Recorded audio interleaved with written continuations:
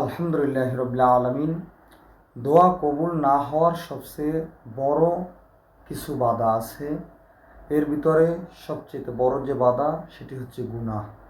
আমরা অনেক সময় চোখের পানি ফেলি, রাত জেগে দোয়া করি, কান্নাকাটি করি, কিন্তু অন্তরটা পরিষ্কার করি না। গুনাহগুলো যেন একটা অদৃশ্য দেয়াল হয়ে দাঁড়িয়ে যায় আল্লাহর রহমতের দরজার সামনে। মহান আল্লাহ তাআলা নিজেই বলেছেন সূরা নূহ এর, তোমরা তোমাদের প্রতিপালকের কাছে ক্ষমা চাও, কারণ ক্ষমা প্রার্থনা করো, নিশ্চয়ই তিনি অত্যন্ত ক্ষমাশীল। তিনি তোমাদের উপর প্রচুর বৃষ্টি বর্ষণ করবেন, তোমাদেরকে ধন সম্পদ ও সন্তান সন্ততি দিয়ে সাহায্য করবেন।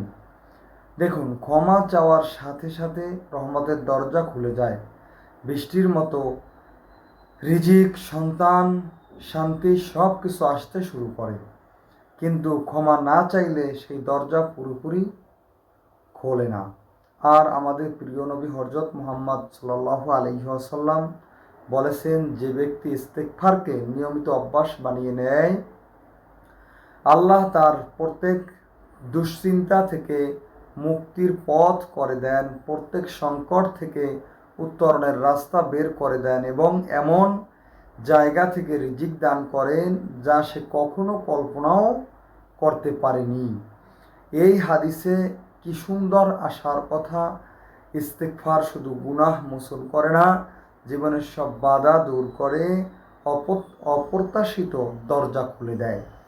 সমস্যা হলো দোয়ায় নয়, সমস্যা হলো আমরা তওবা ছাড়াই দোয়া করি, গুনাহের দাগ নিয়েই হাত তুলি। তাই আসুন আগে অন্তরটা পরিষ্কার করি, বেশি বেশি ইস্তেগফার করি, দুরূদ পড়ি, আল্লাহ প্রশংসা করি, গুনাহের উপর লজ্জিত হই, তওবা করি, গুনাহ থেকে ফিরে আসি। তাহলে দেখবেন দোয়ার সামনে আর কোনো দেয়াল বাধা থাকবে না, সরাসরি আল্লাহর রহমতের ঝর্ণা বয়ে যাবে। আল্লাহ আমাদের সবাইকে তৌফিক দান করুন, গুনাহ থেকে হেফাজত করুন এবং দোয়া কবুলের মর্যাদা দান করুন। আমিন। ইসলামের যে কোনো বিষয় সুন্দরভাবে জানতে, বুঝতে এবং মহাজরুরি মাসাআলাগুলো সহজে পেতে আমাদের চ্যানেলটি সাবস্ক্রাইব করুন। আসসালামু আলাইকুম ওয়া রাহমাতুল্লাহ। সকলের জন্য শুভকামনা।